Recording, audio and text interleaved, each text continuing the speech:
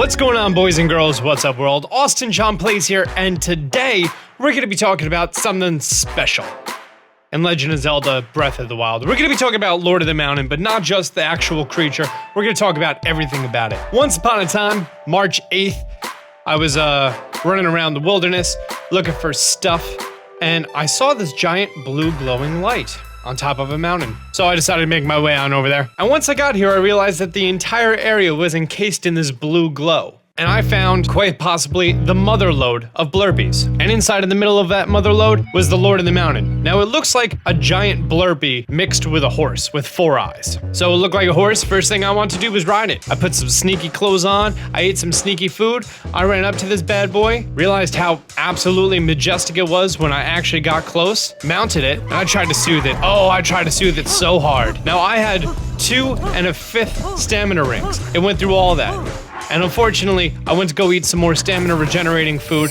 but I was already out of stamina, and it disappeared. It's gone. Luckily, found a shrine nearby, the Moglatin shrine, so I was able to fast travel there when I needed to. At a later point in time, I made my way back to Satori Mountain when I saw this blue glow. Now this was about a week and a half later, and as I approached, he unfortunately did a 360, saw me, ran away, disappeared. I was upset. Another point in time, this was today at 1 a.m. I made my way back to the area. I'm not here to mess around anymore. I came here, put on some sneaky clothes, ate the sneakiest food I possibly could, ran up right behind it, mounted it. Now at this point I have 3 4/5 stamina rings.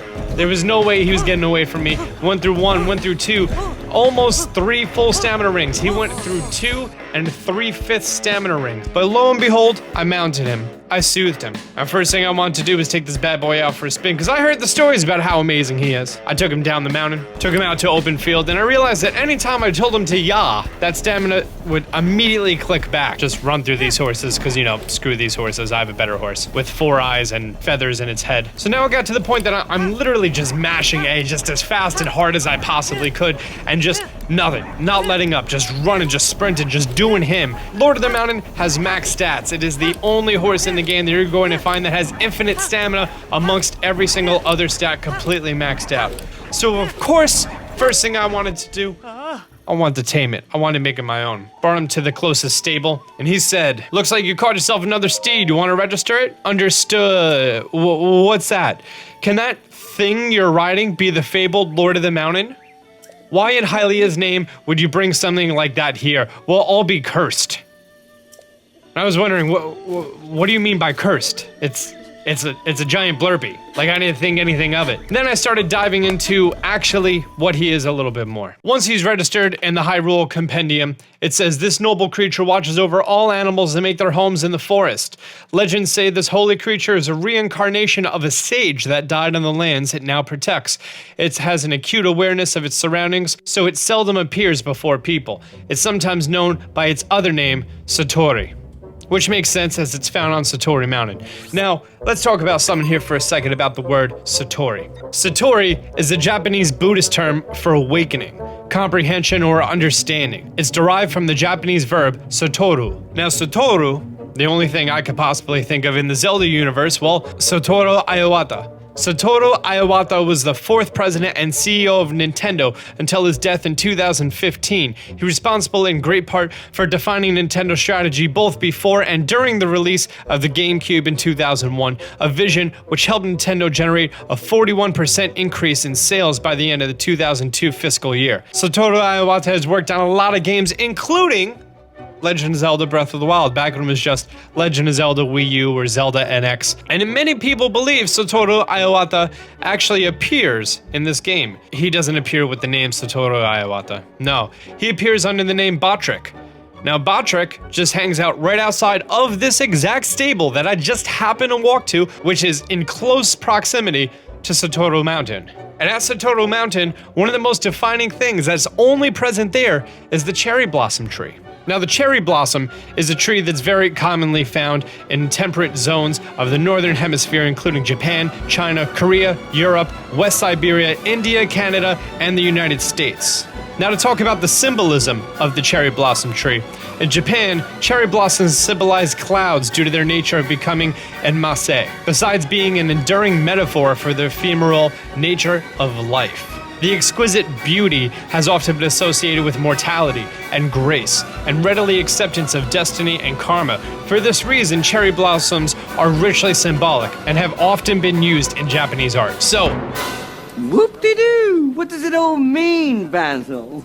this horse that has the same name as the CEO of Nintendo who died appears amongst a cherry tree. And it is said to be the reincarnate of a sage that died on the lands it now protects. So, Lord of the Mountain isn't just a little fun Easter egg. Well, it is a little fun Easter egg, but it actually dives a lot more than that. So my theory, Lord of the Mountain, aka Satori, is a reincarnate of symbolizing Satoru Iwata of Nintendo. Since he worked on this game and unfortunately he passed before he was able to see its amazing release and how phenomenal of a game it is.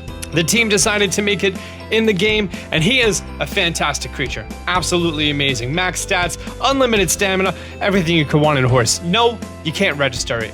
You can barely ride it for a long period of time. Like, I got off of it to go take a picture right here, and then as soon as I got off, boop, disappeared. Now, here is the really interesting part of this. As soon as I jumped off, you're gonna notice that he's gonna run to the side, the exact frame that he starts to run away. You're going to find Botrick say, "Let's go, you filth."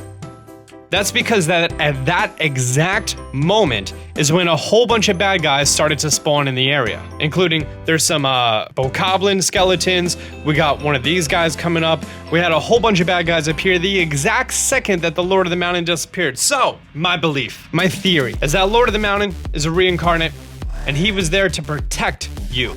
Anytime that you're riding him, nothing's gonna bother you. Enemies aren't gonna randomly spawn and try to attack you. Granted, if they're in the overworld, they're gonna attack you, but that's it. They're not gonna randomly show up. The second he disappeared, boom, enemies attacked. Now, with how amazing this is, someone actually put online that they saw a giant blurpy, and they know one thing about blurpies is that you're supposed to attack them and you get rubies. Someone used their paraglider, just flooded all of Satori Mountain with bomb arrows. Found about 3,000 rupees worth, and saw that Lord of the Mountain was dead. Now, when does Lord of the Mountain spawn? In my last two experiences of finding him, there wasn't a blood moon. There wasn't anything special to symbolize the blue glow showing up and not showing up. Granted, if you kill it with bomb arrows, yeah, you may need to wait until a blood moon for it to show up again. But this is a lot. There's so much going on with this, and I think it's absolutely fantastic that Nintendo and the Zelda team decided to pay homage to the previous CFO of Nintendo with this fun little Easter egg. Guys, I want to know what you think. Leave a comment down below. Show some love. If you're brand new to the channel, be sure to subscribe. Turn on notifications. Until next time, Austin John out. Be sure to like this video and subscribe. I'm going to be giving you guys lots of helpful videos in the next following days and weeks. Till next time, Austin John out.